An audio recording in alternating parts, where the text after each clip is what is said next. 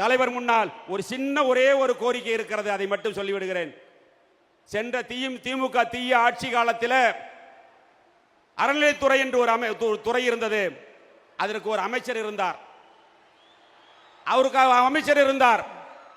முன்னாள் பெருந்தலைவர் காமராஜர் ஆட்சி காலத்தில் 1963 to 66 ஆட்சி காலத்தில் இனாம் ஒழிப்பு சட்டம் என்று ஒரு சட்டம் கொண்டு வந்து அந்த கோயில் இனாம் நிலங்களை உழுதவர்களுக்கு குடியிருப்பவர்களுக்கு பட்டா போட்டு கொடுத்தார். கிட்டத்தட்ட 50-70 ஆண்டு காலத்திற்கு பிறகு இந்த தீய சக்தி திமுக ஆட்சி காலத்தில் அமைச்சராக இருந்தவரும் சரி, அந்த முதலமைச்சரும் சரி, சொந்த மண்ணிலேயே அவர்களை அகதிகளாக்கி கொண்டிருக்கிறார்கள்.